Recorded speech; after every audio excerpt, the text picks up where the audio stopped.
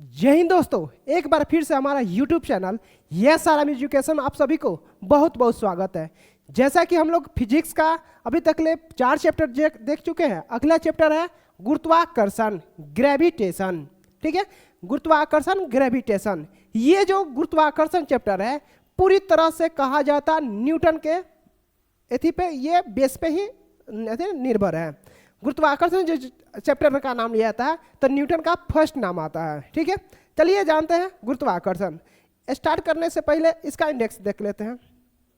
कर रहा है, उसके बाद कैसे हुआ है गुरुत्वाकर्षण का खोज ये भी देख लेंगे।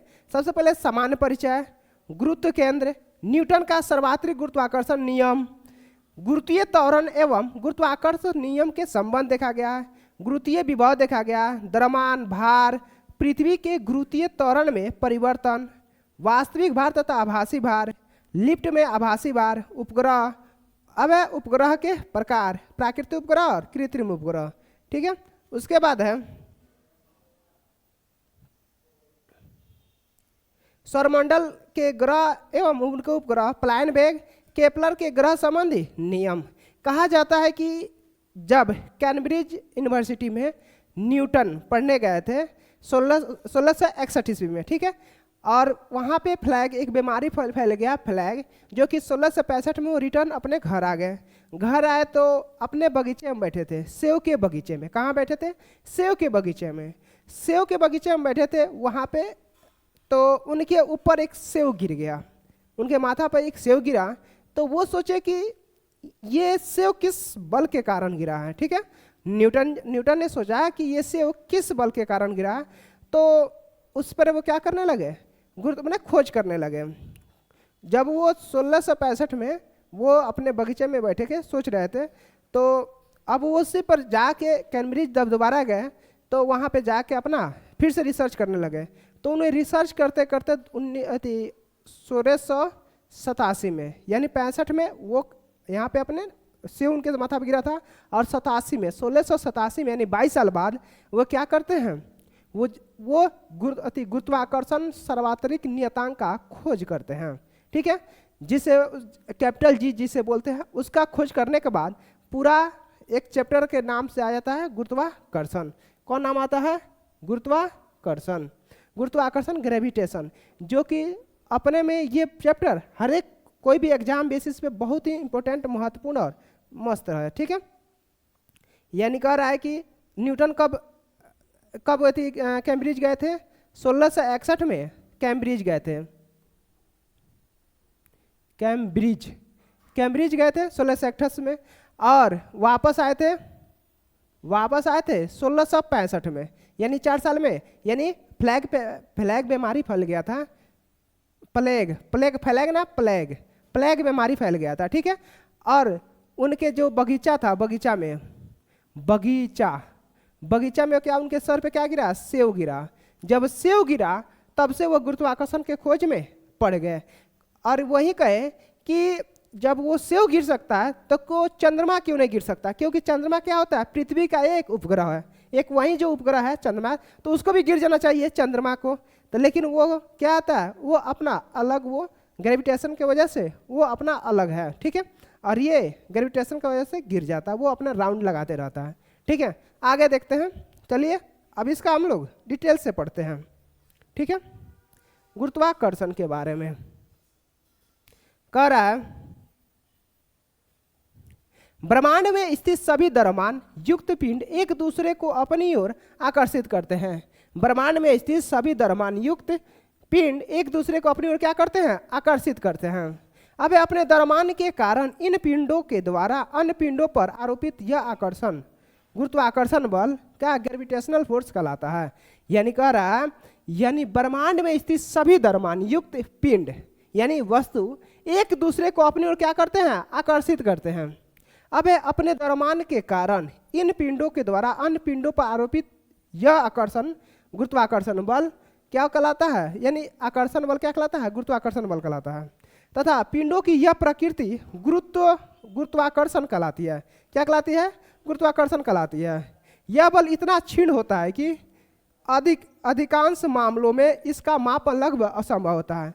यह बल अधिकांश मामलों में क्या इसका मापन क्या होता है, असंभव होता है।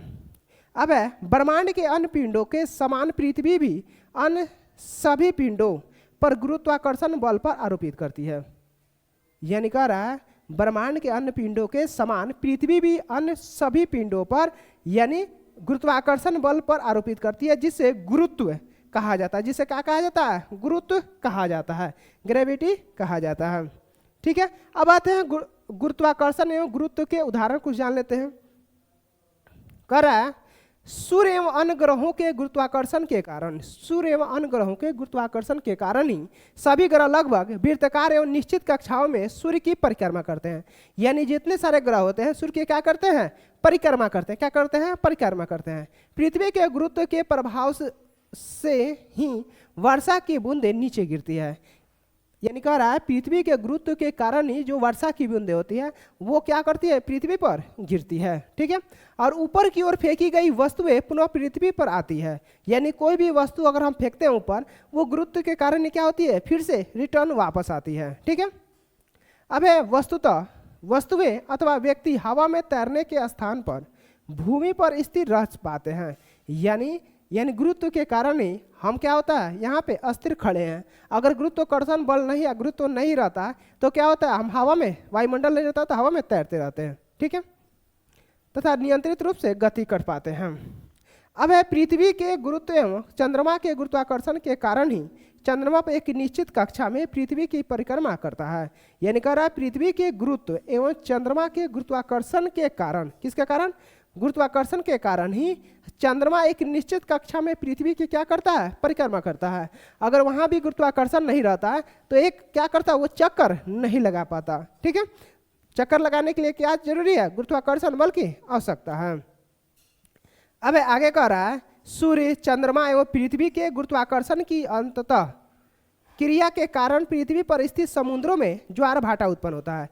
यानी सूर्य, चंद्रमा और पृथ्वी के गुरुत्वाकर्षण बल के गुरुत्वाकर्षण की अंतःक्रिया के कारण ही पृथ्वी पर स्थित समुद्रों में क्या होता है, ज्वार भाटा उत्पन्न होता है। ठीक है, अब है गुरुत्व केंद्र यानी सेंटर फोर्स। क्या है, गुरुत्व केंद्र के बारे में जानते हैं, सेंटर ऑफ ग्रेविटी। गुरुत्व केंद्र के बारे में जानेंगे, सेंटर ऑफ ग्रेविटी के बारे में। अब ये किसी वस्तु का वह केंद्र जहां वस्तु का संपूर्ण भार कार्य करता है और जहां से जाने वाली ऊर्ध्वाधर रेखा उसके तल से होकर गुजरती है, गुरुत्व केंद्र कहलाती है। क्या कहलाता है, गुरुत्व केंद्र कहलाता है किसी वस्तु का वह केंद्र जहां वस्तु का संपूर्ण भार कार्य करता है और जहां से जाने वाली ऊर्ध्वाधर रेखा उसके तल से होकर गुजरती है, क्या कहलाती है, गुरुत्व केंद्र कहलाता है। अब है पीसा की झुकी हुई मीनार गुरुत्व केंद्र के कारण ही अनुप्रयोग है। यानी पीसा की झुकी हुई मीनार गुरुत्व केंद्र का ही क्या है, अनुप्रयोग है। पीसा की मीनार झुका होने के बाद भी खड़ी है। पीसा की मीनार क्या है, टेढ़ा झुका हुआ है, फिर भी वो क्या है, खड़ी है। क्यों, उसमें गुरुत्व केंद्र से होकर जाने वाली रेखा तल के अंदर से होकर जाती है। यानी जो ऊपर जा रही है वो उसी केंद्र से क्या हो रही है, नीचे भी गई है, तो इसीलिए क्या वो झुकी हुई प्रतीत होती है। ठीक है, प्रतीत नहीं, झुकी हुई है। अब आते हैं न्यूटन का सर्वात्रिक गुरुत्वाकर्षण नियम। ठीक है, यानी न्यूटन ने 1687 ईस्वी में किसका नियम दिए थे, गुरुत्वाकर्षण का सर्वात्रिक नियम, जिसे बोलते हैं कैपिटल जी का मान, 1687 में। ठीक है, 1687 ईस्वी में दिए थे कौन, गुरुत्वाकर्षण का नियम न्यूटन ने। ठीक है, अब है न्यूटन द्वारा प्रतिपादित सर्वात्रिक गुरुत्वाकर्षण नियम के अनुसार प्रत्येक कण, कौन कण, प्रत्येक कण अथवा पिंड अन्य सभी कणों अथवा पिंडों पर एक बल लगाकर उन्हें अपनी ओर आकर्षित करता है। क्या करता है, यानी एक बल लगाकर अपनी ओर क्या करता है, आकर्षित करता है। कौन, यानी कह रहा है न्यूटन द्वारा प्रतिपादित सर्वात्रिक गुरुत्वाकर्षण नियम के अनुसार प्रत्येक कण अथवा पिंड अन्य सभी कणों अथवा पिंडों पर एक बल लगाकर उन्हें अपनी ओर क्या करता है, आकर्षित करता है। क्या करता है, उन्हें आकर्षित करता है।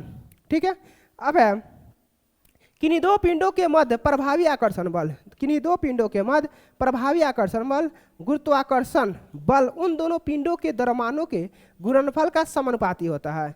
यानी कह रहा है किन्हीं दो पिंडों के मध्य प्रभावी आकर्षण बल गुरुत्वाकर्षण बल उन दोनों पिंडों के मध्य पिंडों के द्रव्यमानों के गुणनफल का समानुपाती होता है तथा उन दोनों पिंडों के मध्य की दूरी के वर्ग के व्युत्क्रमानुपाती होता है।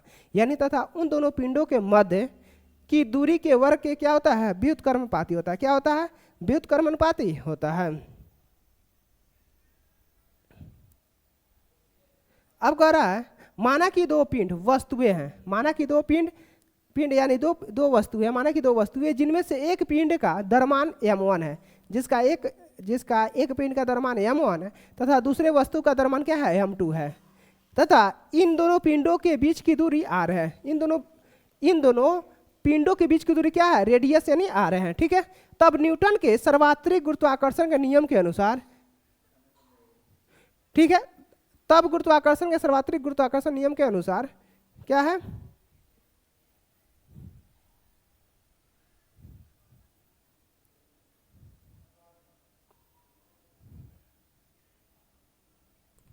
करा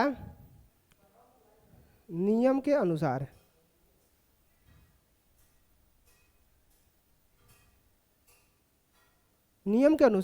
कैपिटल जी का सर्वात्रिक गुरुत्वाकर्षण नियतांक है। ठीक है, जैसे सर्वात्रिक गुरुत्वाकर्षण नियतांक उस आकर्षण बल के बराबर होता है जो एकांक दूरी 1 मीटर पर स्थित हो, 1 मीटर पर क्या हो, स्थित हो, एकांक द्रव्यमानों प्रत्येक 1 kg वाले पिंडों के मध्य कार्य करता है। एक पिंडो क्या करता है, प्रत्येक 1 kg वाले पिंडों के मध्य क्या करता है, कार्य करता है। इसका मान 6.67 × 10⁻⁻11 न्यूटन मीटर स्क्वायर होता है, kg स्क्वायर होता है। ठीक है, जो संपूर्ण ब्रह्मांड क्या होता है, जो संपूर्ण ब्रह्मांड में सर्वात्रिक नियत रहता है। यानी कैपिटल जी का मान क्या होता है, 6.67 × 10⁻⁻11 न्यूटन मीटर स्क्वायर पर kg स्क्वायर। यानी कह रहा है क्या होता है, 6.67 × 10⁻⁻11 न्यूटन मीटर स्क्वायर पर kg स्क्वायर होता है। यानी 6.67 × 10⁻⁻11 न्यूटन मीटर स्क्वायर पर kg स्क्वायर होता है। ठीक है, अब इसका जो यहाँ पे दिया है एग्जाम्पल, इसको देख लेते हैं थोड़ा सा।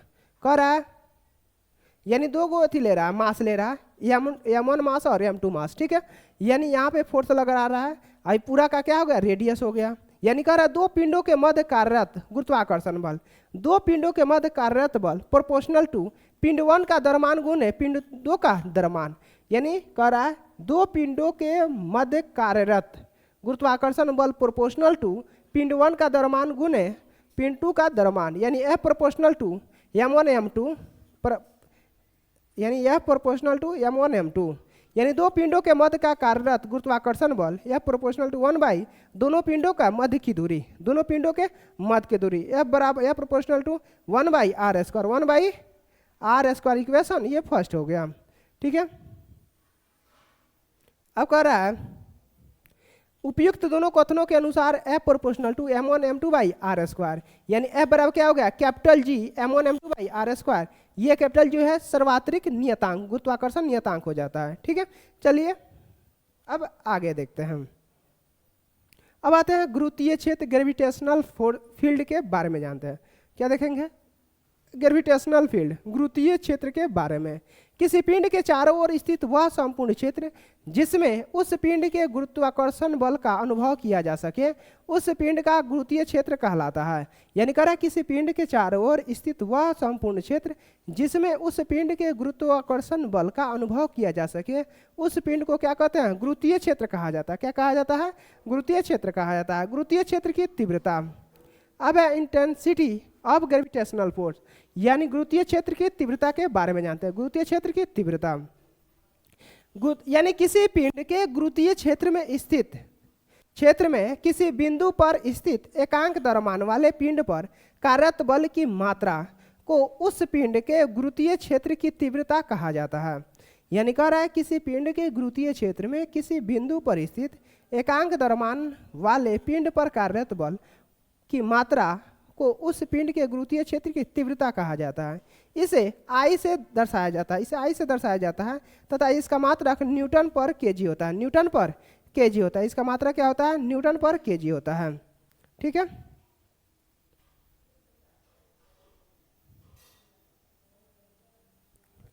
अब कह रहा है माना कैपिटल M द्रव्यमान वाले किसी पिंड के गुरुत्वीय क्षेत्र में स्थित स्मॉल एम द्रव्यमान वाले पिंड एफ बल पर आरोपित हो रहा है तो गुरुत्वीय क्षेत्र की तीव्रता गुरुत्वीय क्षेत्र में स्थित पिंड पर आरोपित बल बटा पिंड का द्रव्यमान यानी आई बराबर क्या एफ बाई एम न्यूटन पर केजी, यानी कह रहा है कैपिटल एम का द्रव्यमान वाले पिंड से स्मॉल आर दूरी पर स्थित एम द्रव्यमान यानी स्मॉल एम द्रव्यमान वाले एक अन्य पिंड पर आरोपित बल एफ बराबर capital G M M by capital M small M by R square. ठीक है, अब आई बराबर क्या हो गया एफ बाई एम यानी आई बराबर क्या हो गया G M by R square.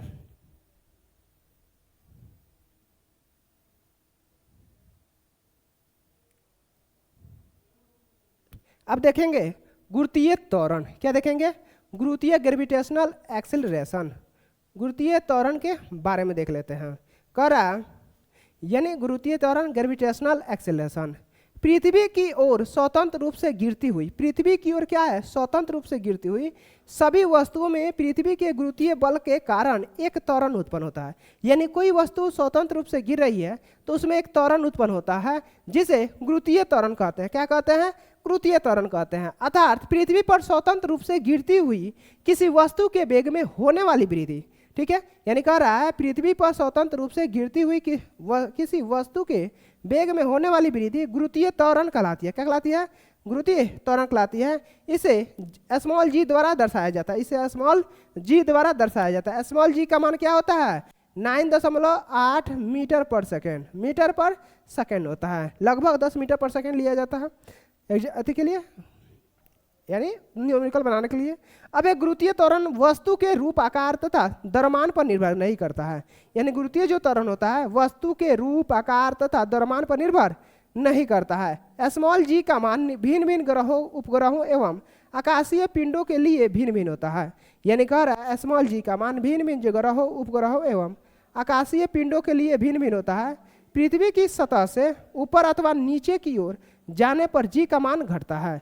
यानी कह रहा है यानी जी का मान भिन्न भिन्न स्थानों उपग्रहों एवं आकाशीय पिंडों के लिए भिन्न भिन्न जगह भिन्न भिन्न है। पृथ्वी की सतह से ऊपर अथवा नीचे की ओर जाने पर यानी जी का मान क्या हो जाता है घटता है, जी का मान क्या हो जाता है घटता है। अब कह रहा है गुरुत्वीय त्वरण एवं गुरुत्वाकर्षण नियतांक में संबंध। गुरुत्वीय त्वरण है गुरुत्वाकर्षण नियतांक में संबंध देखते हैं। यानी कह रहा है माना पृथ्वी का द्रव्यमान अर्थ ऑफ मास तथा अर्थ ऑफ रेडियस है तथा पृथ्वी का संपूर्ण द्रव्यमान पृथ्वी के केंद्र पर संकेंद्रित है। यानी कह रहा है गुरुत्वीय त्वरण में गुरुत्वाकर्षण नियतांक में संबंध देख लेते हैं।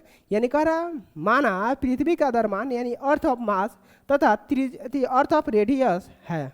ठीक है, पृथ्वी तथा पृथ्वी का संपूर्ण द्रव्यमान पृथ्वी के केंद्र पर संकेंद्रित होता है। यानी पृथ्वी का संपूर्ण भाग कहाँ होता है केंद्र पर माने संकेंद्रित होता है।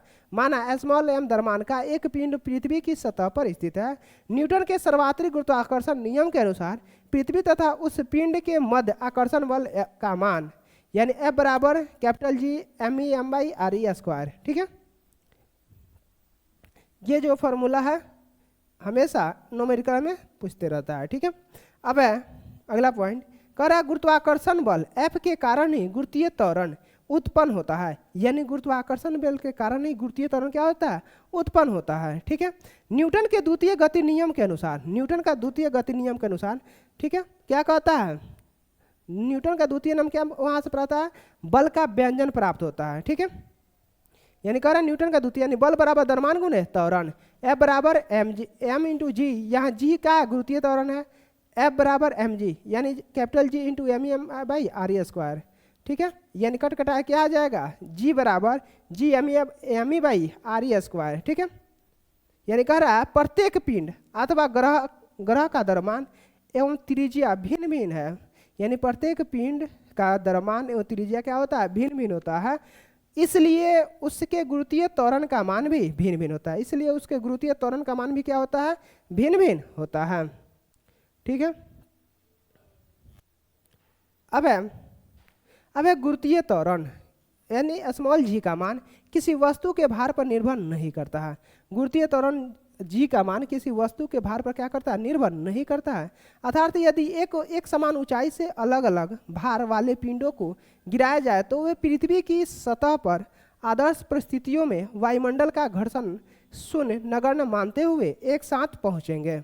यानी कह रहा है गुरुत्वीय त्वरण का मान किसी वस्तु के भार पर निर्भर नहीं करता है।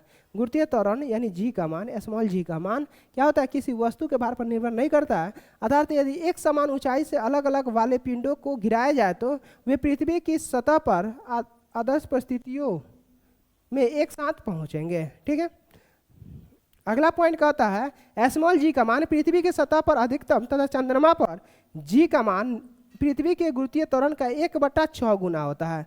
यानी कह रहा है स्मॉल जी का मान पृथ्वी की सतह पर अधिकतम होता है। पृथ्वी की सतह पर क्या होता है, अधिकतम, और चंद्रमा की सतह पर क्या होता है, यानी पृथ्वी का 1/6 भाग होता है। ठीक है, यानी 16.6% होता है। कितना होता है, 16.6% होता है। यानी अब कह रहा है पृथ्वी पर जी का मान 9.8 मीटर पर सेकेंड स्क्वायर होता है। ठीक है, हमने उस मीटर पर सेकेंड बोले थे यहाँ पे। यानी स्मॉल जी का मान क्या होता है, स्मॉल जी का मान यानी स्मॉल जी का मान क्या होता है, 9.8 मीटर पर सेकेंड स्क्वायर होता है। 9.8 गुने 9.8 मीटर पर सेकेंड स्क्वायर होता है। ठीक है, अब आते हैं स्मॉल जी तथा कैपिटल जी में कुछ अंतर है, देख लेते हैं। स्मॉल जी और कैपिटल जी में अंतर, स्मॉल जी और कैपिटल जी में अंतर। अब है कैपिटल जी।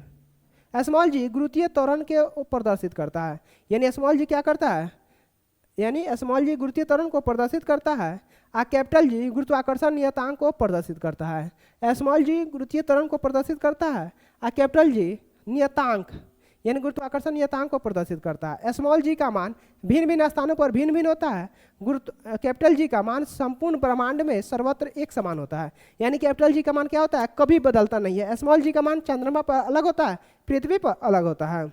अब स्मॉल जी का मान 9.81 मीटर पर सेकेंड स्क्वायर होता है और कैपिटल जी का मान क्या होता है, 6.67 गुने 10⁻⁻11 न्यूटन मीटर स्क्वायर पर केजी स्क्वायर होता है। न्यूटन मीटर स्क्वायर पर केजी स्क्वायर होता है। स्मॉल जी जो होता है सदिश राशि है और कैपिटल जी क्या है, अदिश राशि है। कैपिटल जी क्या है, अदिश राशि है। अब जी का मात्रक मीटर पर सेकेंड स्क्वायर होता है। स्मॉल जी का मात्रक क्या होता है, मीटर पर सेकेंड है और कैपिटल जी का मात्रक क्या होता है, न्यूटन मीटर स्क्वायर पर केजी स्क्वायर होता है। न्यूटन मीटर स्क्वायर पर केजी स्क्वायर होता है। ठीक है, अब कह रहा है चंद्रमा पर गुरुत्वीय त्वरण एवं वस्तुओं का भार।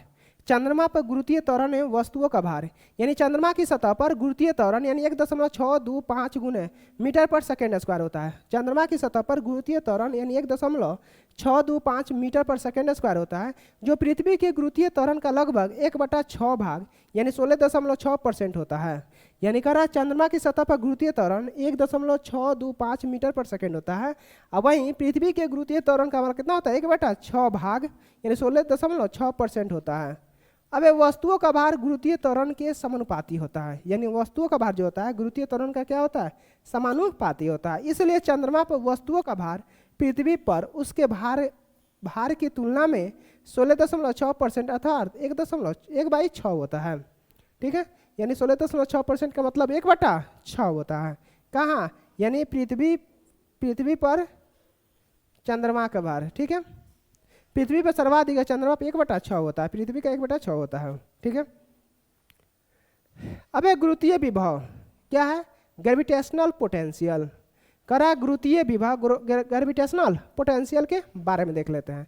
करा गुरुत्वीय क्षेत्र के किसी बिंदु पर गुरुत्वीय विभव कार की वह मात्रा है, यानी गुरुत्वीय क्षेत्र के किसी बिंदु पर गुरुत्वीय विभव कार्य की वह मात्रा है जो एकांक द्रव्यमान यानी 1 kg के किसी पिंड को अनंत से उस बिंदु तक लाने में करना पड़ता है। यह कार्य गुरुत्वीय क्षेत्र द्वारा किया जाता है। यह कार्य किसके द्वारा किया जाता है, गुरुत्वीय क्षेत्र के द्वारा किया जाता है। अब माना यम द्रव्यमान के किसी पिंड को अनंत से गुरुत्वीय क्षेत्र के किसी बिंदु तक लाने में W कार्य प्राप्त होता है। क्या होता है, W कार्य प्राप्त होता है। तब गुरुत्वीय क्षेत्र में स्थित इस बिंदु पर गुरुत्वीय विभव का मान निम्नलिखित होगा। यानी कह रहा माना m द्रव्यमान के किसी पिंड को अनंत से गुरुत्वीय क्षेत्र के किसी बिंदु तक लाने में W कार्य प्राप्त होता है, तब गुरुत्वीय क्षेत्र में स्थित इस बिंदु पर गुरुत्वीय विभव का मान निम्नलिखित तो जैसे V बराबर -W/m जूल पर kg होता है, यानी -W/m जूल पर kg होता है। अब है गुरुत्वीय विभव सदैव ऋणात्मक होता है। गुरुत्वीय विभव क्या होता है? सदैव ऋणात्मक होता है क्योंकि यह कार्य करना नहीं पड़ता है। गुरुत्वीय विभव सदैव ऋणात्मक होता है क्योंकि यह कार्य करना नहीं पड़ता है। बिल्कुल गुरुत्वीय क्षेत्र के द्वारा किए जाने के कारण यह कार्य प्राप्त होता है, बल्कि गुरुत्वीय क्षेत्र के द्वारा किए जाने के कारण क्या होता है? कार्य प्राप्त होता है। यह एक अदिश राशि, यह कैसी राशि है? अदिश राशि है। यह कैसी राशि है? अदिश राशि है। अब आते हैं द्रव्यमान मास के बराबर। द्रव्यमान मास के बारे में जानते हैं, द्रव्यमान मास के बारे में। अब कह रहा है किसी पिंड यानी कण में उपस्थित पदार्थ की मात्रा उस पिंड का द्रव्यमान कहलाती है। यानी कह रहा है किसी पिंड अथवा कण में उपस्थित पदार्थ की मात्रा उस पिंड का क्या कहलाता है? द्रव्यमान कहलाता है। ठीक है। अब है द्रव्यमान। द्रव्यमान पदार्थ का सर्वाधिक आधारभूत गुण है तथा एक आधारभूत भौतिक राशि है। यानी कह रहा है जो द्रव्यमान होता है पदार्थ का सर्वाधिक आधारभूत गुण है तथा एक भौतिक राशि है। द्रव्यमान किसी में क्या है? भौतिक राशि होता है।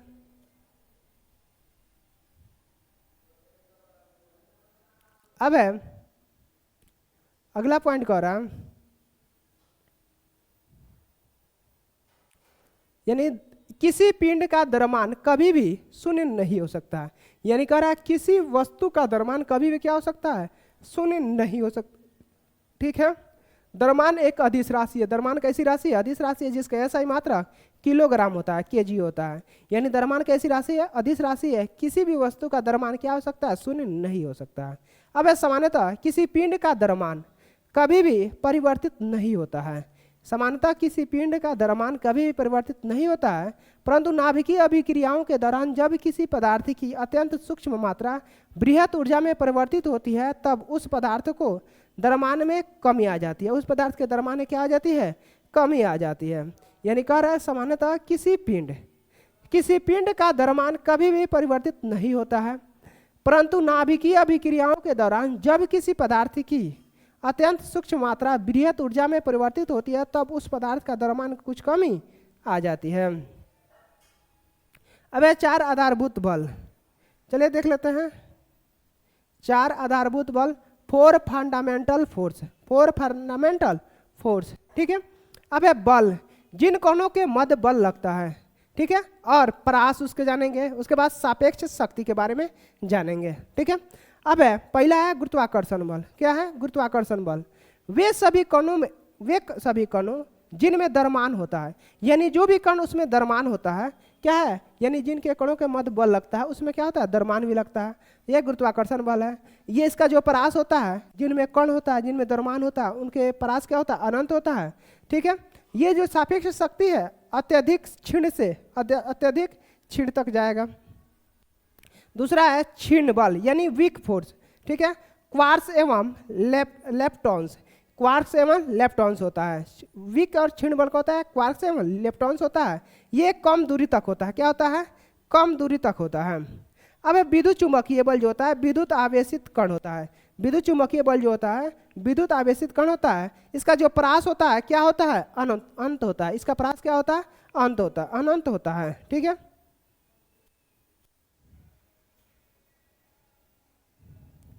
अब प्रबल या सशक्त बल यानी क्वार्ट्स एवं ग्लूऑन्स जो कि कम दूरी तक होता है। क्या होता है? कम दूरी, अत्यधिक प्रबल होता है। ठीक है। अब आते हैं वेट भार के बारे में। वेट भार के बारे में कह रहा है पृथ्वी द्वारा किसी वस्तु को अपने केंद्र की ओर आकर्षित करने के लिए उस बल पर लगाया गया गुरुत्वाकर्षण बल वस्तु का भार कहलाता है। यानी कह रहा है पृथ्वी द्वारा किसी वस्तु को अपने केंद्र की ओर आकर्षित करने के लिए उस बल पर लगाया गया गुरुत्वाकर्षण बल वस्तु का क्या कहलाता है? भार कहलाता है। भार एक सदिश राशि है। भार कैसी राशि है? सदिश राशि है जिसका SI मात्रक न्यूटन होता है। यानी कह रहा है पृथ्वी द्वारा किसी वस्तु को अपने केंद्र की ओर आकर्षित करने के लिए उस पर लगाया गया जो गुरुत्वाकर्षण बल का भार होता है, क्या होता, वो जो गुरुत्वाकर्षण में लगाया जाता है उसे भार कहते हैं। ठीक है, भार क्या है? एक सदिश राशि। भार कैसी राशि है? सदिश है, जिसका यह सही मात्रा क्या होता है? न्यूटन होता है। माना m kg द्रव्यमान की कोई वस्तु पृथ्वी से एक निश्चित ऊंचाई से मुक्त रूप से गिराई जाती है। कह रहा है माना m द्रव्यमान m kg द्रव्यमान की कोई वस्तु पृथ्वी से एक निश्चित ऊंचाई से मुक्त रूप से गिराई जाती है। ठीक है, तो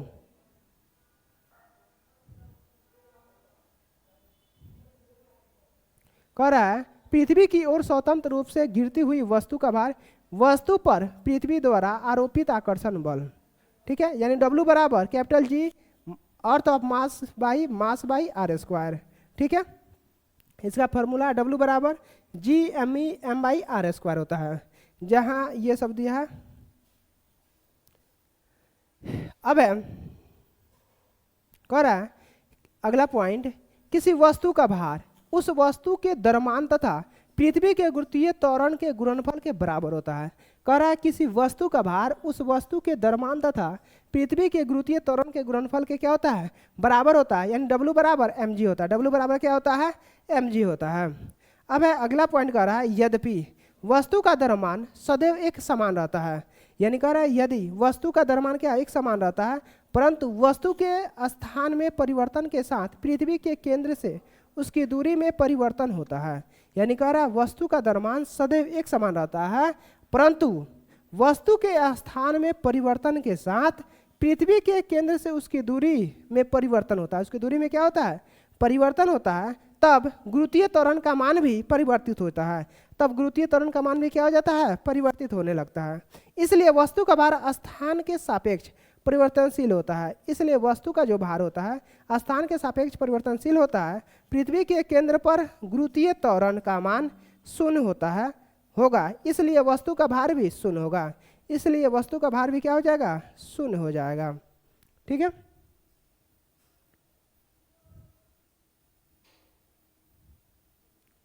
अब यदि कोई व्यक्ति पृथ्वी पर विषुवत रेखा पर खड़ा है तो पृथ्वी के केंद्र से उसकी दूरी ध्रुवों की अपेक्षा अधिक होगी।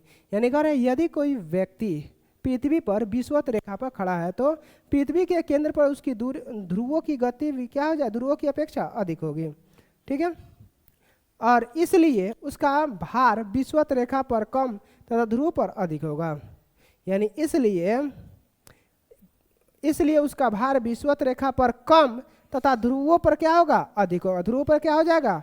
अधिक हो जाएगा। ठीक है, ठीक है, आगे देखते हैं। अब है द्रव्यमान तथा भार में अंतर।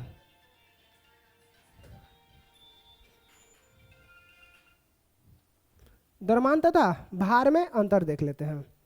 कह रहा है द्रव्यमान मास और भार वेट। अब कह रहा है किसी वस्तु में निहित कुल द्रव्यमान की मात्रा वस्तु का द्रव्यमान कहलाती है। किसी वस्तु में निहित कुल द्रव्यमान की मात्रा वस्तु का द्रव्यमान कहलाती है।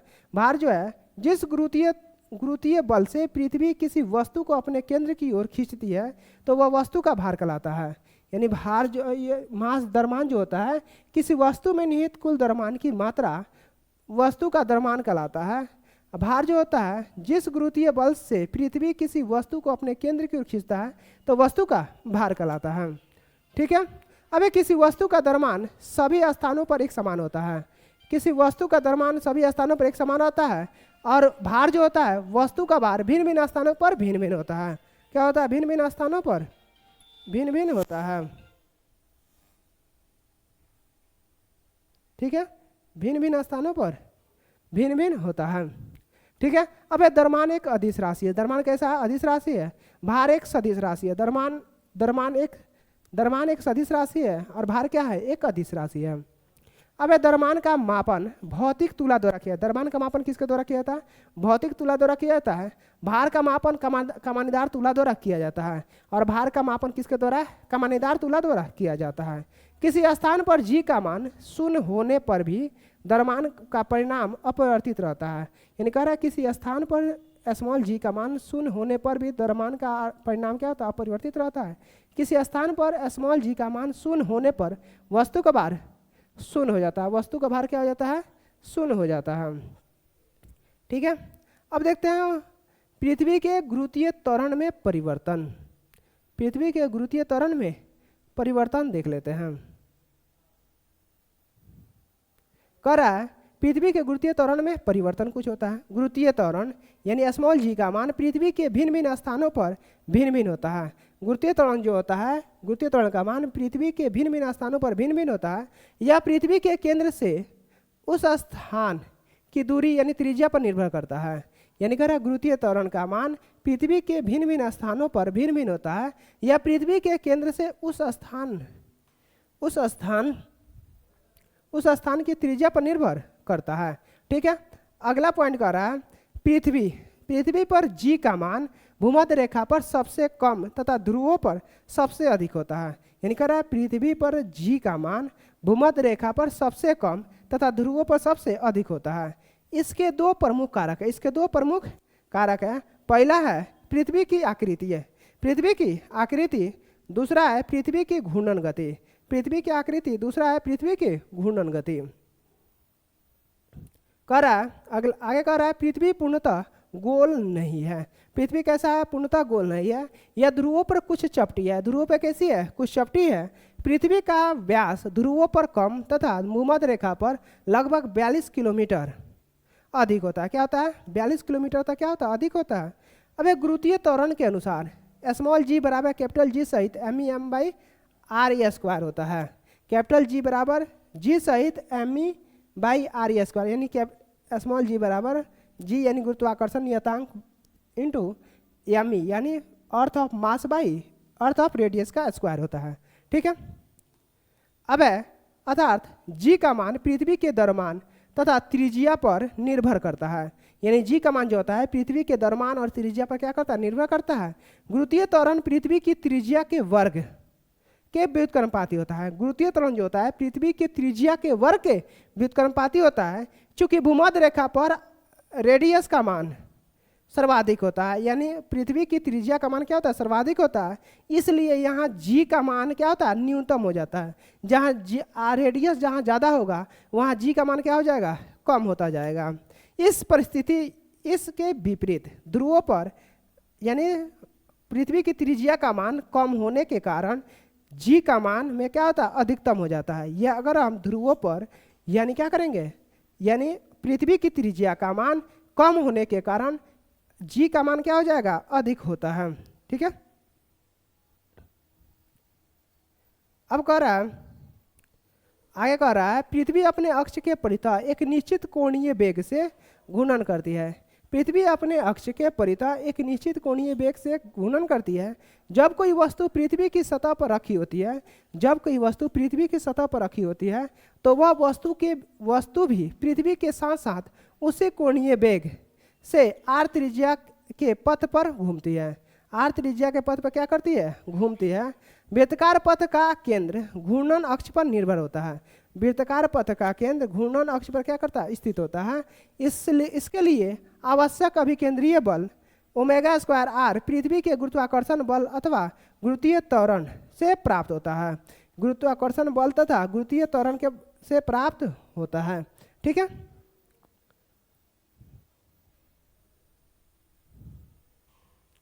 अब परिणाम स्वरूप गुरुत्वीय त्वरण के मान में परिवर्तन होता है। परिणाम स्वरूप गुरुत्वीय त्वरण के मान में क्या होता है, परिवर्तन होता है।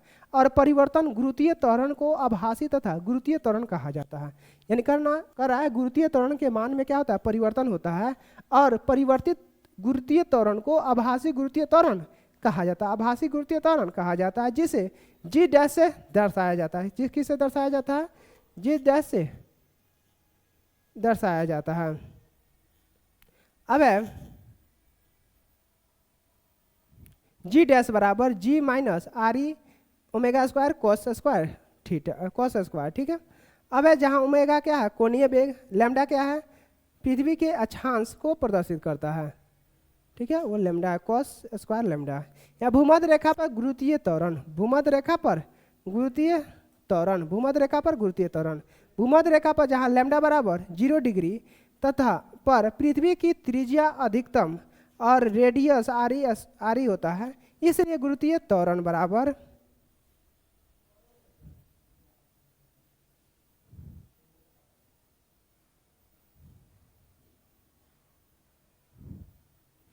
जी डैश बराबर g minus R E omega square cos square 0 degree cos 0 बराबर 1 होता है।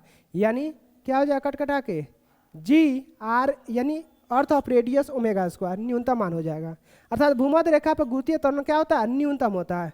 भूमध्य रेखा पर गुरुत्वीय त्वरण का मान क्या होता है, न्यूनतम होता है। ठीक है, ध्रुवों पर गुरुत्वीय त्वरण, ध्रुवों पर क्या है, गुरुत्वीय त्वरण। ध्रुवों पर जहाँ लैम्डा 90 डिग्री पृथ्वी चपटी होने के कारण इसकी त्रिज्या न्यूनतम होती है।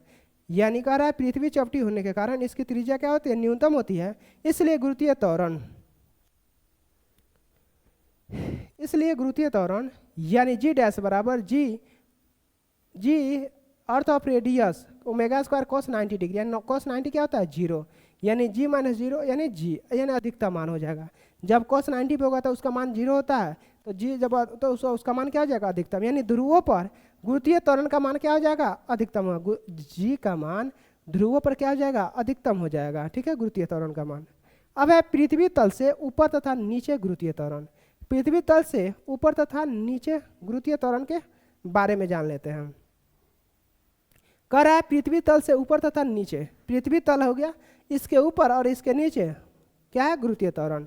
कह रहा है पृथ्वी तल पर स्थित किसी वस्तु का कार्यरत गुरुत्वीय त्वरण जी का मान G M E by R E square होता है। यदि कोई वस्तु पृथ्वी तल से h ऊंचाई तक पर स्थित है तो पृथ्वी के केंद्र से उसकी दूरी आर ई प्लस एच होगी। क्या होगी, आर ई प्लस एच होगी।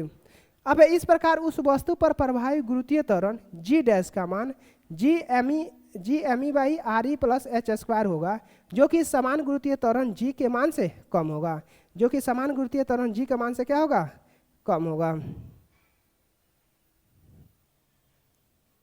अब कह रहा है आर ई प्लस एच, ठीक है, यहाँ पे दिखा रहा है P H R E, M mass हो गया, एच हो गया, यानी पी क्या हो गया, पृथ्वी के तल से एच ऊंचाई पर स्थित वस्तु, एम ई क्या हो गया, पृथ्वी का द्रव्यमान, आर ई क्या होगा, पृथ्वी की त्रिज्या।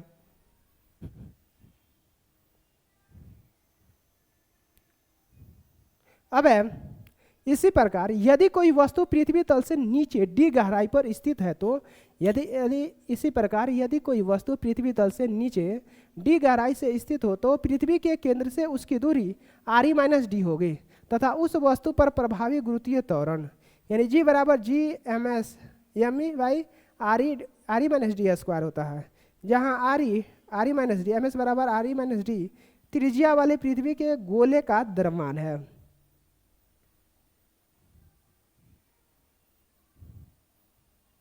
यानी कह रहे हैं यहाँ पे पी बराबर पृथ्वी तल से डी गहराई पर स्थित वस्तु, यानी मास ऑफ अर्थ ऑफ मास यानी पृथ्वी की द्रव्यमान, अर्थ ऑफ रेडियस यानी पृथ्वी की त्रिज्या, आर ई माइनस डी यानी आंतरिक गोले की त्रिज्या, एम एस से क्या हो गया, आंतरिक गोले का द्रव्यमान हो गया। ठीक है,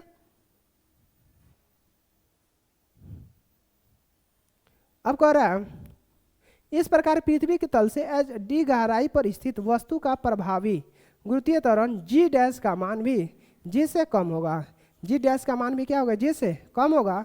अतः यह स्पष्ट है कि गुरुत्वीय त्वरण का मान सर्वाधिक तथा सर्वाधिक मान पृथ्वी तल पर ही होता है। अब पृथ्वी तल से ऊपर अथवा नीचे जाने पर जी का मान में कमी होगी, यानी कह रहा है पृथ्वी तल से ऊपर अथवा नीचे जाने पर जी के मान में क्या होगा, कमी होगी। अब कह रहा है वास्तविक भार तथा आभासी भार में अंतर जान लेते हैं। वास्तविक भार तथा आभासी भार।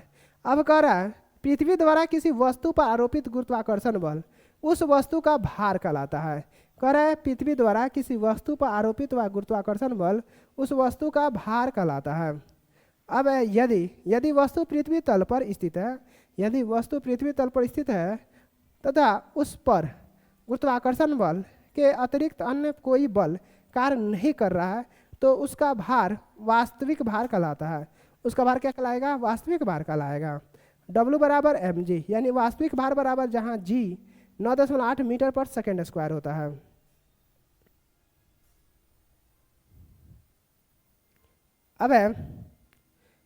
अब यदि किसी वस्तु के विशिष्ट स्थिति के कारण उस पर कार्यरत गुरुत्वीय त्वरण के मानों में परिवर्तन होता है तो तो उस स्थिति में वस्तु का भार उसके आभासी भार कहलाता है। अब इस स्थिति में गुरुत्वीय बल की विपरीत दिशा में वस्तु पर एक लंबवत बल कार्य करता है। यह बल उस वस्तु को पृथ्वी से दूर रखने का प्रयास करता है। यानी कह रहा है यह बल उस वस्तु को पृथ्वी से दूर रखने का प्रयास करता है। अब वस्तु का आभासी भार बराबर वस्तु पर गुरुत्व बल की विपरीत दिशा में आरोपित बल, डब्ल्यू ए बराबर एन होता है, डब्ल्यू ए बराबर एन।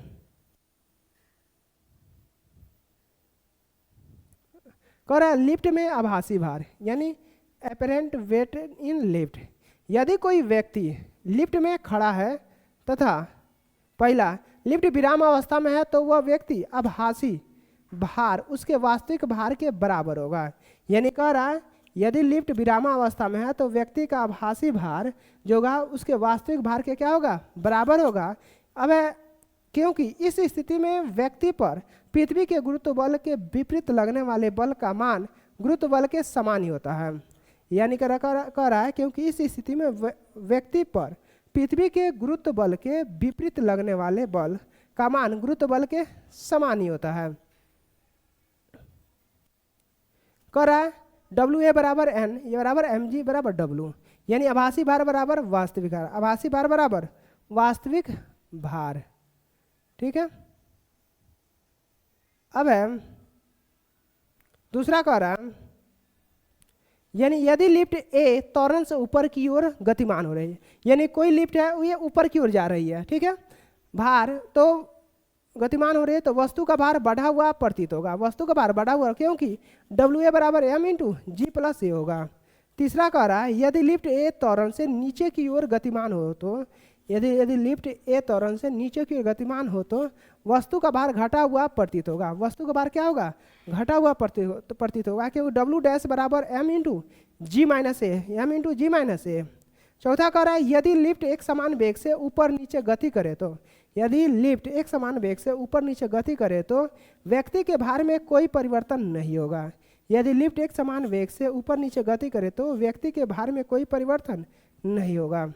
पांचवा कह रहा है यदि नीचे आते समय लिफ्ट की डोरी टूट जाए, यदि नीचे आते समय लिफ्ट की डोरी टूट जाए तो वस्तु पर गुरुत्व बल के विपरीत कार्यरत बल का मान शून्य हो जाएगा। परिणामतः वस्तु का भार शून्य प्रतीत होगा। वस्तु का भार क्या हो जाएगा, शून्य प्रतीत, यानी डब्ल्यू ए बराबर जीरो होगा, डब्ल्यू ए बराबर जीरो होगा।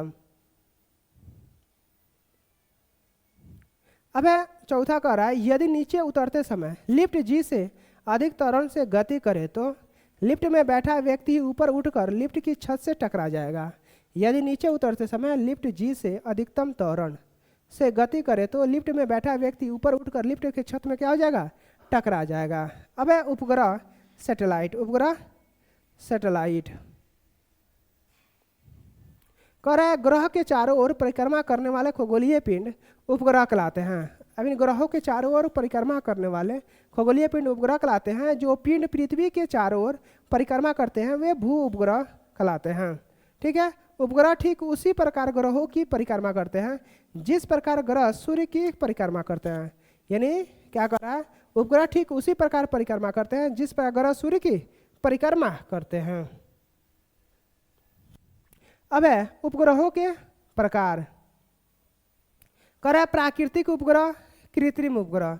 जैसे कृत्रिम जो उपग्रह होता है भूतुल्यकालिक उपग्रह होता है, ध्रुवीय उपग्रह होता है। यानी कह रहा है प्राकृतिक उपग्रह होता है, एक होता है कृत्रिम उपग्रह। कृत्रिम जो होता है भूतुल्यकालिक उपग्रह होता है और ध्रुवीय उपग्रह होता है। ठीक है। अब आते हैं प्राकृतिक उपग्रह, नेचुरल सैटेलाइट के बारे में जानते हैं।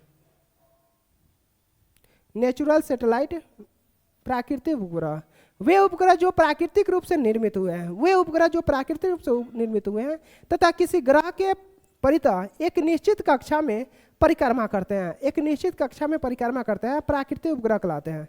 क्या कहलाते हैं, प्राकृतिक उपग्रह कहलाते हैं। प्राकृतिक उपग्रह को सामान्यतः चंद्रमा कहा जाता है। प्राकृतिक उपग्रह को सामान्यतः क्या कहा जाता है, चंद्रमा कहा जाता है।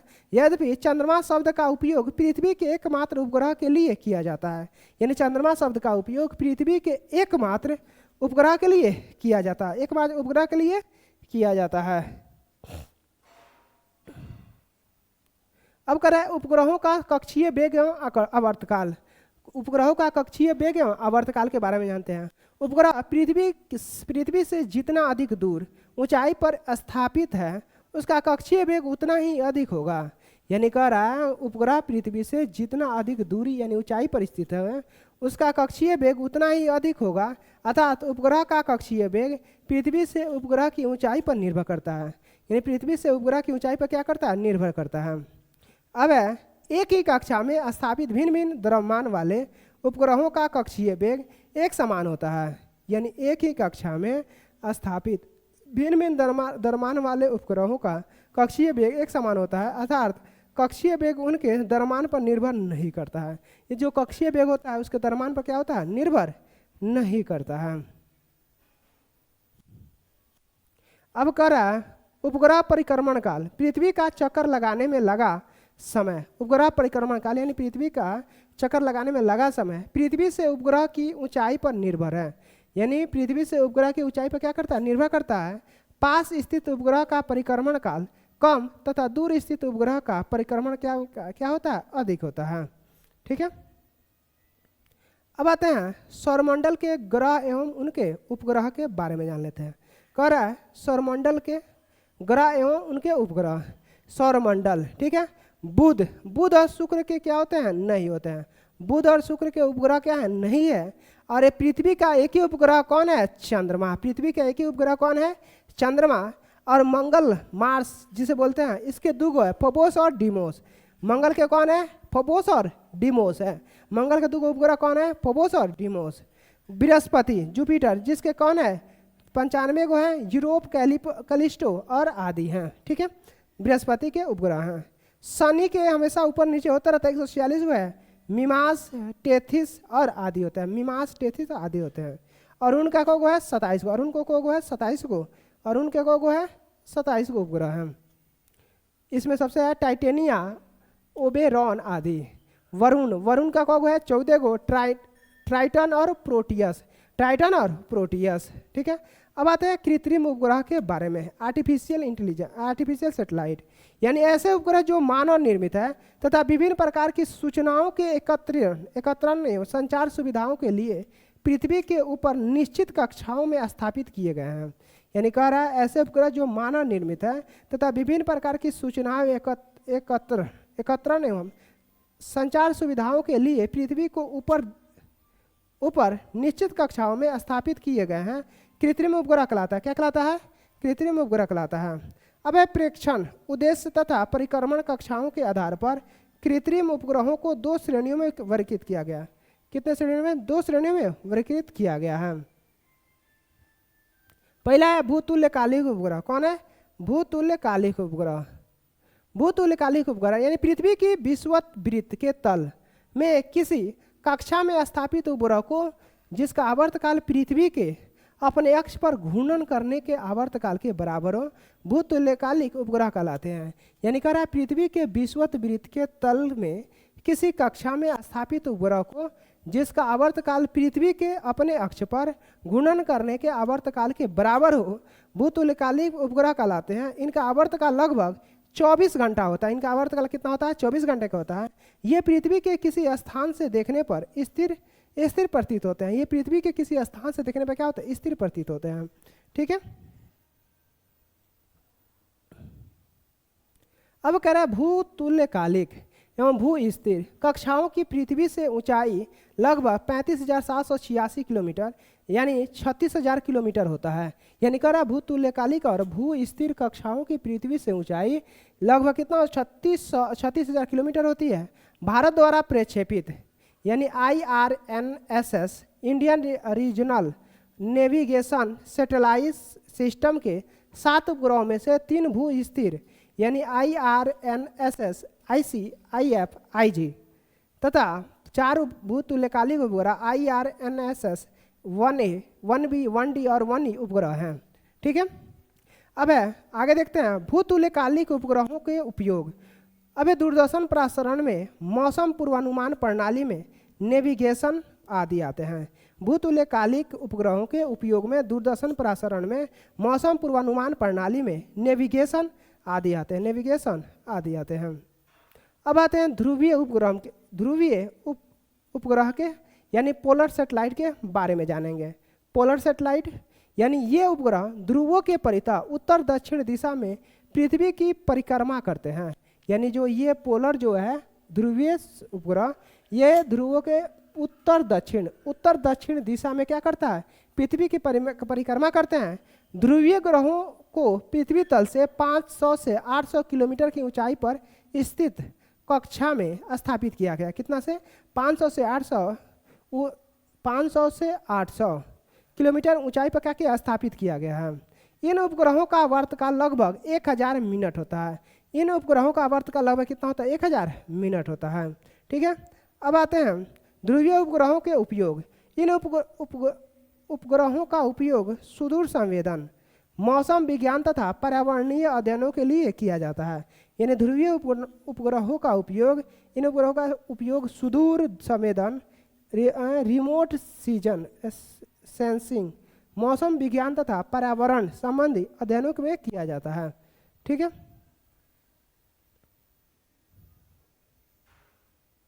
अब आते हैं अंतरिक्ष यानों में भारहीनता। क्या है, अंतरिक्ष यानों में भारहीनता, वेटलेसनेस इन स्पेस क्राफ्ट। ठीक है, यानी किसी तल पर खड़े व्यक्ति को अपने भार का अनुभव उसके पैरों पर तल द्वारा लगाई गई प्रतिक्रिया के कारण होता है। ठीक है, यानी कह रहा है किसी तल पर खड़े व्यक्ति को अपने भार का अनुभव उसके पैरों पर तल द्वारा लगाई गई प्रतिक्रिया के कारण होता है। अंतरिक्ष में गतिमान यान तथा यान के भीतर उपस्थित यात्री का त्वरण एक समान होता है, अर्थात यान के सापेक्ष यात्री का त्वरण शून्य होता है। उसके सापेक्ष जो यात्री होता है क्या, उसका शून्य होता है। उपग्रह में बैठे अंतरिक्ष यात्री पर यान द्वारा लगाया गया प्रतिक्रिया बल शून्य होता है। प्रतिक्रिया बल क्या होता है, शून्य होता है। इसलिए इस कारण उपग्रह में बैठे अंतरिक्ष यात्री भारहीनता का अनुभव करते हैं। इसलिए इस कारण उपग्रह में बैठे अंतरिक्ष यात्री जो होते हैं क्या करते हैं, भारहीनता का अनुभव करते हैं। अब आते हैं पलायन वेग, एस्केप वेलोसिटी। पलायन वेग, एस्केप वेलोसिटी, पलायन वेग यानी कह रहा पलायन वेग वह न्यूनतम वेग है जिससे फेंका गया कोई पिंड पृथ्वी के गुरुत्वाकर्षण क्षेत्र से बाहर चला जाता है। यानी पलायन वेग वह न्यूनतम वेग है जिससे फेंका गया कोई पिंड पृथ्वी के गुरुत्वाकर्षण क्षेत्र से बाहर चला जाता है और पुनः लौटकर पृथ्वी पर नहीं आता है, पुनः लौटकर पृथ्वी पर नहीं आता है। इसे VE से प्रदर्शित किया जाता है। किससे प्रदर्शित किया जाता है, VE से, यानी एस्केप ऑफ वेलोसिटी से प्रदर्शित किया जाता है, VE से प्रदर्शित किया जाता है। अगला कह रहा है पृथ्वी तल से पलायन वेग का मान 11.2 किलोमीटर पर सेकेंड होता है। यानी कोई वस्तु पृथ्वी से 11.2 किलोमीटर वेग से ऊपर फेंका जाए तो वो फिर से रिटर्न नहीं आती है। ठीक है, जबकि चंद्रमा पर पलायन वेग का मान कितना होता है, 2.38 मीटर पर सेकेंड होता है।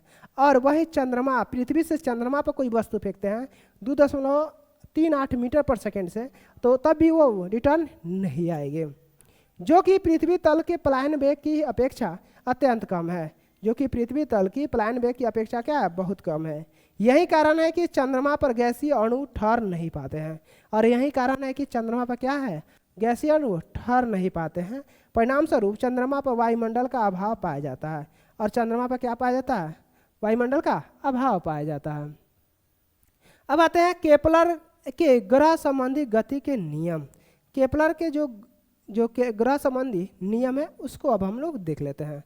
कह रहा है जोहान्स केपलर, कौन आते हैं, जोहान्स केपलर ने सूर्य की परिक्रमा करने वाले ग्रहों की गति के संबंध में 3 नियमों का प्रतिपादित किया था, जो ग्रहों की गति के नियंत्रित करता है। यानी केपलर के ग्रह संबंधी नियम, केपलर यानी जोहान्स केपलर जो थे, ठीक है, उन्होंने क्या दिया था, गति के 3 नियम दिया था। प्रथम नियम अथवा कक्षाओं का नियम कहलाता है। पहला नियम क्या कहलाता है, प्रथम नियम या कक्षाओं का नियम कहलाता है, यानी लॉ ऑफ ऑर्बिट कहलाता है। यानी प्रत्येक ग्रह सूर्य के चारों ओर दीर्घवृत्ताकार कक्षा में क्या करता है, इस प्रकार परिक्रमा करता है कि सूर्य इस दीर्घवृत्तीय कक्षा के एक नाभि पर केंद्रित हो। यानी कह रहा है प्रथम नियम अथवा कक्षाओं के नियम, लॉ ऑफ ऑर्बिट, यानी प्रत्येक ग्रह सूर्य के चारों ओर दीर्घवृत्ताकार कक्षा में इस प्रकार परिक्रमा करता है कि सूर्य इस दीर्घवृत्तीय कक्षा के एक नाभि पर क्या हो, केंद्रित हो। ठीक है, यहाँ पे देख लीजिए, यहाँ पे अगर उपसर्ग उधर गया अपसर्ग, ग्रह यानी दीर्घ अक्ष, अर्ध लघु अक्ष, अर्ध लघु अक्ष, लघु अक्ष, ठीक है, ये जो है दीर्घ अक्ष है, ठीक है। अब ये द्वितीय नियम कहते हैं, कह रहा है, द्वितीय नियम कह रहा है अथवा क्षेत्रीय वेग का नियम। द्वितीय नियम को क्या बताते हैं? क्षेत्रीय वेग का नियम, लॉ ऑफ एरियल वेलोसिटी। यानी प्रत्येक ग्रह सूर्य के चारों ओर इस प्रकार गति करते हैं, प्रत्येक ग्रह सूर्य के चारों ओर इस प्रकार गति करते हैं कि ग्रह को सूर्य से मिलाने वाली रेखा समय के समान अंतरालों में समान क्षेत्रफलों में विस्थापित होती है। यानी कह रहा है ग्रह को सूर्य के मिलाने वाली रेखा समय के समान अंतरालों में क्या होता है? समान क्षेत्रफलों में विस्थापित होती है। केपलर के द्वितीय नियम को कोणीय संवेग संरक्षण का नियम पर आधारित है। यानी केपलर का द्वितीय नियम कोणीय संवेग संरक्षण के नियम पर क्या है? आधारित है। सूर्य से दूर होने पर ग्रह का वेग कम तथा पास होने पर ग्रह का वेग अधिक होता है। यानी कह रहा है सूर्य से दूर होने पर ग्रह का वेग कम, यानी ग्रह का वेग क्या होगा? कम, तथा पास होने पर ग्रह का वेग क्या होगा? अधिक होगा। ठीक है, देखिए यहाँ पे दिया है फिगर, क्षेत्रफल 1, क्षेत्रफल 2, यानी जितने सूर्य के पास आएगा तो उसका क्या क्षेत्रफल कम होगा, जितने दूर रहेगा तो उसका क्षेत्रफल अधिक होगा। ठीक है, चलिए आगे देखते हैं तृतीय नियम। कह रहा है यानी तृतीय नियम अथवा परिक्रमण कालों का नियम बोलते हैं। तृतीय नियम को क्या करते हैं? परिक्रमण काल का नियम भी कहा जाता है। किसी ग्रह द्वारा सूर्य का एक पूर्ण चक्कर लगाने में लिए गए समय का वर्ग उसकी दीर्घवृत्तीय कक्षा के अर्ध दीर्घवृत्तीय यानी आवर्तकाल टी अर्ध अक्ष के तृतीय घात के समानुपाती होता है। ठीक है, तृतीय घात का क्या होता है? समानुपाती होता है। यानी T square proportional to A cube, यानी टी स्क्वायर बराबर के ए क्यू होता है। ठीक है, जहाँ टी क्या है? सूर्य का परित ग्रह का आवर्तकाल, ए क्या है? अर्ध दीर्घ अक्ष, तथा के क्या है? केपलर का नियतांक है। अब है महत्वपूर्ण कुछ प्रश्न है, उसको देख लेते हैं। पहला क्वेश्चन कह रहा है, महत्वपूर्ण प्रश्न में पहला क्वेश्चन देखते हैं। कह रहा है गुरुत्वीय विभव का मान सदैव होता है, क्या होता है? ऋणात्मक होता है। गुरुत्वीय विभव का हमेशा मान क्या होता है? ऋणात्मक होता है। दूसरा क्वेश्चन कह रहा है पिंड का भार ध्रुवों पर सर्वाधिक होता है। पिंड का भार ध्रुवों पर क्या होता है? सर्वाधिक होता है। पिंड का भार ध्रुवों पर क्या होता है? सर्वाधिक होता है। अब है तीसरा नंबर क्वेश्चन कह रहा है निर्वात में अंतरिक्ष यात्री सीधे खड़े नहीं हो पाते हैं, क्यों?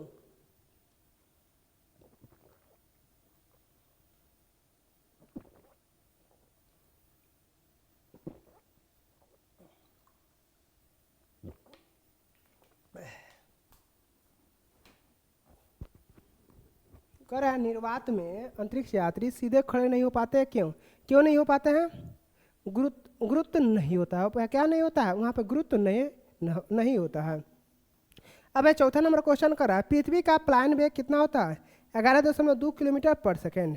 पृथ्वी का प्लान वेग कितना होता है? 11.2 किलोमीटर। यानी कोई चीज़ प्लान वेग यानी 11.2 किलोमीटर पृथ्वी से फेंका जाए तो क्या वो रिटर्न नहीं होता है। ठीक है, वही चंद्रमा का क्या है? 2.36 है। ठीक है, अब है अगला क्वेश्चन भूतुल्यकालिक उपग्रह के परिक्रमण की अवधि कितना होता है? 24 घंटे। भूतुल्यकालिक उपग्रह के परिक्रमण की गति कितने होते हैं? 24 घंटा। अब है अगला क्वेश्चन कह रहा है यदि पृथ्वी की त्रिज्या 1% सिकुड़ जाए जबकि द्रव्यमान वहीं रहे तो पृथ्वी तल पर गुरुत्वीय त्वरण क्या हो जाएगा? 2% बढ़ जाएगा। अगर 1% सिकुड़ जाए तो क्या हो जाएगा? 2% वो बढ़ जाएगा। अब है अगला क्वेश्चन कह रहा है 7वां नंबर कह रहा है एक अंतरिक्ष यात्री को उसके अंतरिक्ष यान में पृथ्वी की परिक्रमा करते समय अनुभव होता है, क्या होता है? भारहीनता का। यानी कह रहा है एक अंतरिक्ष यात्री अपने अंतरिक्ष यान में पृथ्वी की परिक्रमा करते समय अनुभव क्या करता है? वो भारहीनता का अनुभव करता है। ठीक है, अब अगला क्वेश्चन है लोलक घड़ियाँ गर्मियों में क्यों मंद हो जाती है? लोलक घड़ी जो होता है गर्मियों में क्यों मंद हो जाती है? ग्रीष्म काल में लोलक की लंबाई बढ़ जाती है जिसके इकाई दोलन में लगा हुआ समय बढ़ जाता है। इकाई समय में लगा हुआ दोलन क्या होता है? बढ़ जाता है। चलिए अब अगला क्वेश्चन देखते हैं हम। कह रहा है पीसा 9 नंबर क्वेश्चन कह रहा है 9 नंबर क्वेश्चन कह रहा है,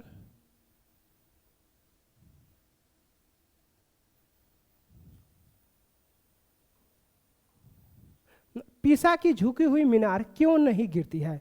पीसा की झुकी हुई मीनार क्यों नहीं गिरती है? यानी इसके गुरुत्व केंद्र में जाने वाली ऊर्ध्वाधर रेखा मीनार तल के अंदर आती है। यानी कह रहा है पीसा की झुकी हुई मीनार क्यों नहीं गिरती है? इसके गुरुत्व केंद्र में जाने वाली ऊर्ध्वाधर रेखा मीनार तल के क्या होता है? अंदर आती है। कहाँ रहती है? अंदर आती है। अब है अगला क्वेश्चन 10 नंबर, कह रहा है पृथ्वी की परिक्रमा करता हुआ कोई उपग्रह इसलिए पृथ्वी पर नहीं गिरता क्योंकि पृथ्वी का आकर्षण क्या होता है? उसकी गति के लिए त्वरण प्रदान करता है। उसकी गति के लिए क्या करता है? त्वरण प्रदान करता है। पृथ्वी की परिक्रमा करता हुआ कोई उपग्रह इसलिए पृथ्वी पर नहीं गिरता क्योंकि पृथ्वी का आकर्षण उसकी गति के कारण गति के लिए त्वरण प्रदान करता है। ठीक है। अब अगला क्वेश्चन कह रहा है 11 नंबर,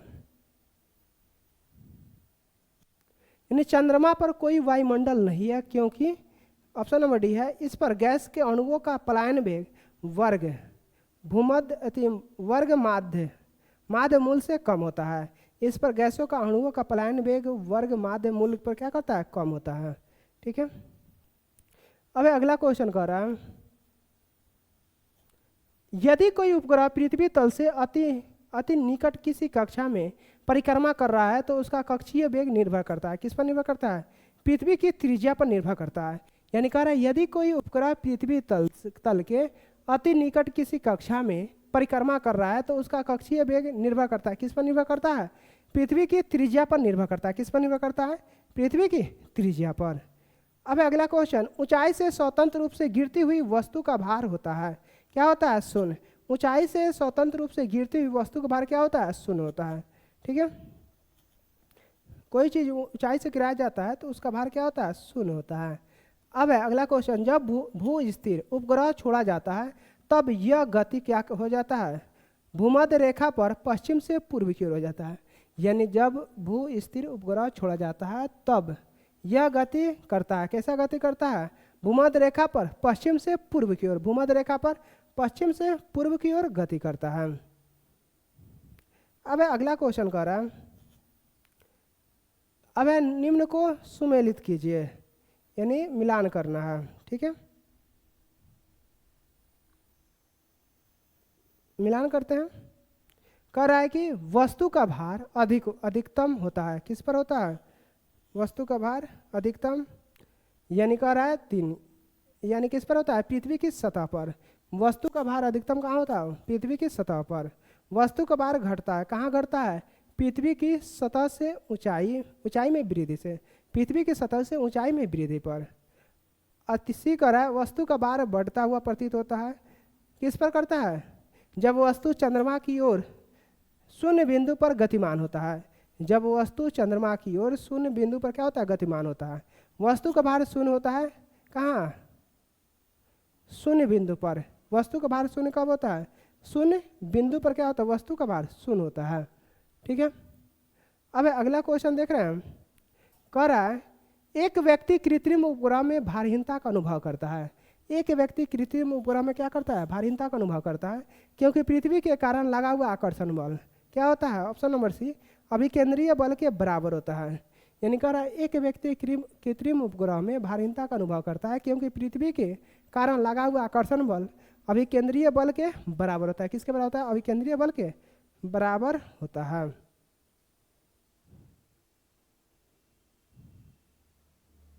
ठीक है। अब अगला क्वेश्चन देखते हैं 17 नंबर,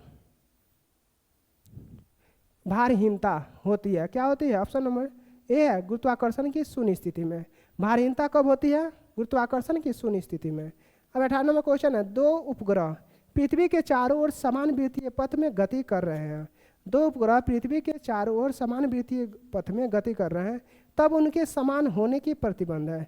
तब उनके समान होने का प्रतिबंध है क्या है? चाल। क्या है? चाल है। अब 19 नंबर क्वेश्चन कर रहा है, दो उपग्रह एक ही वृत्ताकार कक्षा में चक्कर लगा रहे हैं। दो उपग्रह एक ही वृत्ताकार कक्षा में चक्कर लगा रहे हैं। बी है यानी वेग समान होंगे। वेग क्या होंगे? समान होंगे। दो उपग्रह एक ही वृत्ताकार कक्षा में चक्कर लगा रहे हैं तो उसके वेग क्या होंगे? समान होंगे। अब है 20 नंबर क्वेश्चन, रॉकेट किस सिद्धांत पर कार्य करता है? न्यूटन का तृतीय नियम पर। रॉकेट किस सिद्धांत पर कार्य करता है? न्यूटन का तृतीय नियम पर, सिद्धांत पर कार्य करता है। अब है 21 नंबर क्वेश्चन, यदि पृथ्वी का गुरुत्वाकर्षण बल अचानक लुप्त हो जाता है, यदि पृथ्वी का गुरुत्वाकर्षण बल अचानक लुप्त हो जाता है तो कौन सा परिणाम सही होगा? क्या होगा? ऑप्शन नंबर ए, यानी वस्तु का भार शून्य हो जाएगा। वस्तु का भार क्या हो जाएगा? शून्य हो जाएगा, परंतु द्रव्यमान वहीं रहेगा। वस्तु का भार शून्य हो जाएगा परंतु द्रव्यमान क्या रहेगा? वहीं रहेगा। ठीक है। अब अगला क्वेश्चन कह रहा है 22 नंबर, एक ग्रह पर गुरुत्वाकर्षण के कारण किसके साथ त्वरण कम हो जाएगा? किसके साथ? ग्रह की सतह से ऊंचाई में वृद्धि के कारण। कह रहा है एक ग्रह पर गुरुत्वाकर्षण के कारण ग्रह की सतह से ऊंचाई में वृद्धि के साथ त्वरण क्या हो जाता है? कम हो जाता है। त्वरण क्या हो जाएगा? कम हो जाएगा। अब 23 नंबर क्वेश्चन कर रहा है, न्यूटन का पहला गति नियम संकल्पना देता है। किसका देता है? जड़त्व का। न्यूटन का प्रथम नियम जो देता है गैलीलियो का नियम देता है। ठीक है।